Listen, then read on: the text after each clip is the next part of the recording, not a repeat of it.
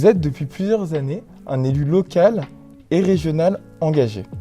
Depuis de vos premières initiatives à Trappes jusqu'à la vice-présidence de la région, pouvez-vous nous présenter votre parcours politique ? Alors moi j'ai 33 ans et j'ai commencé la politique en 2014, donc c'est assez récent, sur le dernier mandat local on va dire, où j'avais envie de m'engager.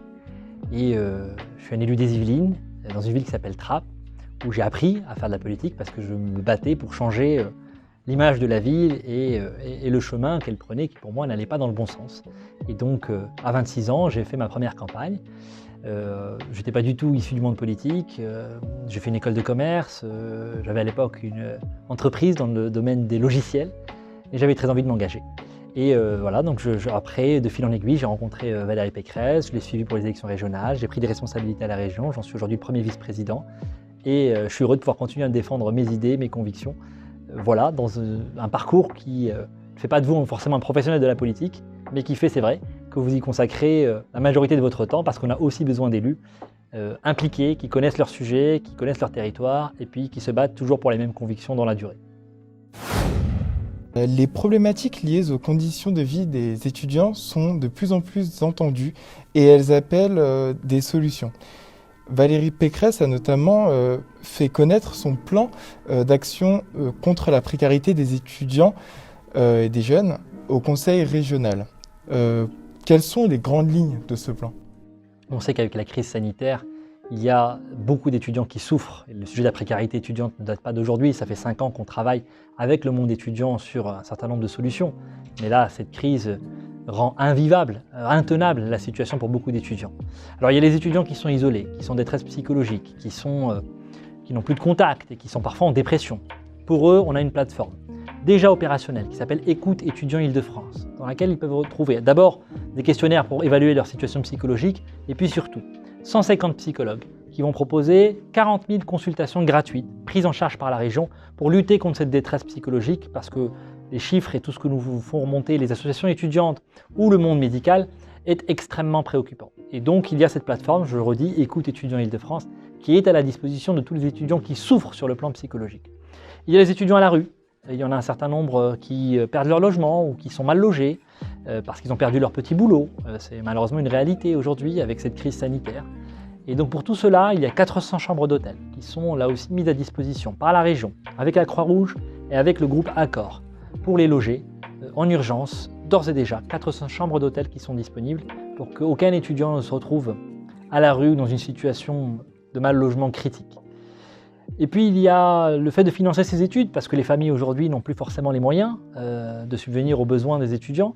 Et donc il y a une caution régionale qui va être apportée à 15 000 prêts étudiants chez un certain nombre de banques partenaires. En plus, ce sont des prêts qui sont remboursables en différé après les études. Mais donc 15 000 prêts, et c'est la région qui se portera caution de ces prêts-là pour qu'on ait effectivement des étudiants qui peuvent financer leurs études, 15 000 de plus. Et dans cette crise sanitaire, ça n'est malheureusement pas du luxe. Pour beaucoup d'étudiants en situation précaire, la fermeture des universités et donc l'impossibilité de se rendre au restaurant universitaire ont créé une nouvelle difficulté. Malgré l'instauration des repas à 1 euro, la problématique de l'alimentation reste tangible, d'où l'importance des opérations de distribution alimentaire. Quels sont les dispositifs soutenus par l'Île-de-France ? Alors effectivement, il y a des distributions alimentaires, on a fait dans une dizaine d'universités volontaires et je le dis, toutes les universités qui souhaitent organiser des distributions alimentaires en Île-de-France, on sera à leur côté, on les financera avec l'association Linky. C'est devenu un besoin terrible, et c'est triste à dire, mais c'est une réalité. J'ai été moi-même à l'université de Villetaneuse pour regarder comment ça se passe. Vous avez 300 étudiants qui se sont inscrits pour cette distribution alimentaire. C'est vous dire aujourd'hui la gravité de la situation. Mais il y a derrière tout le reste, parce que la distribution alimentaire, c'est une aide ponctuelle, mais pour le pouvoir d'achat des étudiants dans ce moment difficile, il faut faire davantage. On a fait une prime de 150 € pour plus de 11 000 étudiants boursiers dans les formations qui dépendent de nous, c'est-à-dire les formations sanitaires et sociales, notamment d'ailleurs des métiers dont on a beaucoup besoin en ce moment, les métiers, par exemple les formations en soins infirmiers. 150 € de prime au mois de décembre. Et là-dessus, on va continuer, parce qu'on va travailler maintenant une expérimentation sur les APL, sur l'avance des APL, pour qu'on puisse effectivement débloquer l'APL au moment où les étudiants en ont besoin, c'est-à-dire maintenant. Donc là-dessus, une expérimentation est en cours, portée par la région avec un certain nombre d'associations partenaires. Donc il y a les distributions alimentaires, il y a les prêts étudiants, il y a les aides ponctuelles, il y a les primes, il y a tout le reste. On fait tout, le maximum, pour que cette crise soit la moins violente possible pour le monde étudiant. Mais on sait que malheureusement, il y a encore beaucoup d'étudiants qui souffrent, on sera à leur côté. La crise sanitaire est marquée par l'avènement du distanciel. Sa mise en place n'a fait que renforcer les fractures numériques déjà préoccupantes avant les confinements. Après les lycéens, ce sont les étudiants que la région souhaite aider. Comment l'Île-de-France agit-elle concrètement pour réduire les inégalités liées au numérique ? La fracture numérique est un sujet sur lequel on travaille depuis des années. Parce qu'aujourd'hui, vous avez des lycéens ou des étudiants qui ne sont pas dans les mêmes conditions d'apprentissage, selon que la famille soit équipée d'un matériel numérique ou pas. C'était le cas avant la crise, ça s'est renforcé avec le confinement. On avait commencé à équiper notamment les lycées de matériel numérique, et notamment les lycéens. On avait fait un lycée sur deux où on avait, à la demande du lycée, avec les lycées volontaires, donné du matériel numérique aux lycéens. Et on a vu pendant le confinement que ça avait évidemment fait la différence.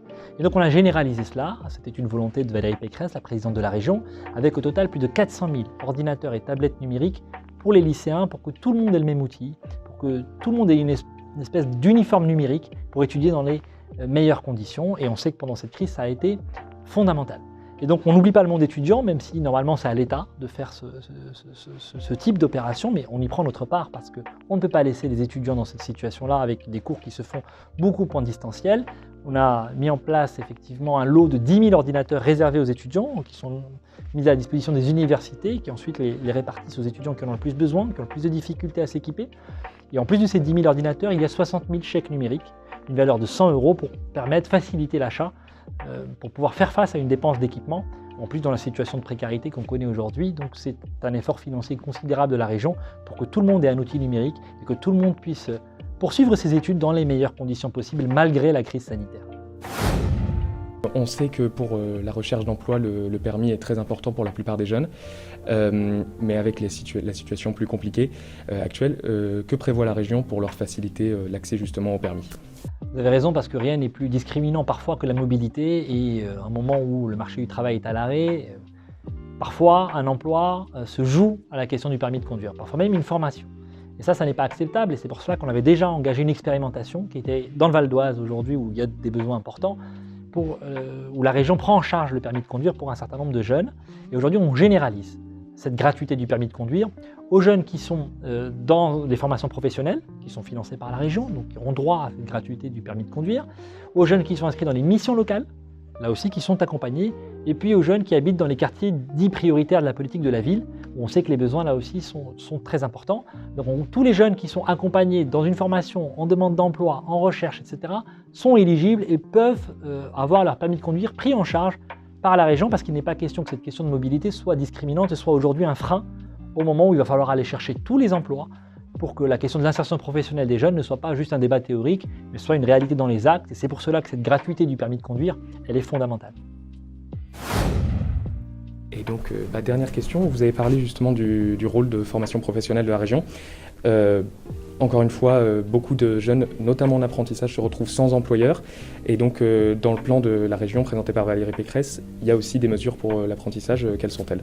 Oui, on a à peu près 20 000 étudiants qui vont se retrouver d'une manière ou d'une autre dans un apprentissage ou dans une alternance, mais sans employeur au bout du chemin. C'est une vraie difficulté parce qu'on ne va pas les laisser sur le carreau. Vous avez compris qu'avec Valérie Pécresse, nous étions attentifs à traiter toutes les situations de détresse. Et c'est une situation qui est vécue très douloureusement par un certain nombre de ces 20 000 étudiants aujourd'hui qui peuvent se retrouver sur le carreau. Et donc nous allons tous leur proposer de basculer vers une formation professionnelle dans le cadre des dispositifs qu'on a déjà, ce qui leur permet d'être rémunérés pour cette formation-là. Faute d'employeur, donc il n'y a pas cette expérience en entreprise, mais la formation viendra pallier à la fois le revenu, mais aussi le contenu académique, évidemment, la formation, pour qu'on n'ait pas une génération sacrifiée justement sur le plan de la formation et sur le plan de l'insertion. Et donc, on va les basculer sur des formations professionnelles qualifiantes et rémunérées. Et c'est bien la moindre des choses. Et en réalité, derrière, on a aussi 40 000 formations qu'on propose dans les métiers en tension. Alors ça n'est pas uniquement à destination des jeunes, mais on sait qu'on a malgré cette crise encore des filières qui recrutent. Il faut qu'on attire plus de gens vers ces formations-là, avec une prime quand on s'y est inscrit qui peut atteindre les 2 000 €. Et là aussi, ce sont des formations qui sont par ailleurs rémunérées. Donc vous le voyez, cette bataille de l'emploi, et en particulier de l'emploi des jeunes, on essaie de la mener avec Valérie Pécresse sur tous les fronts.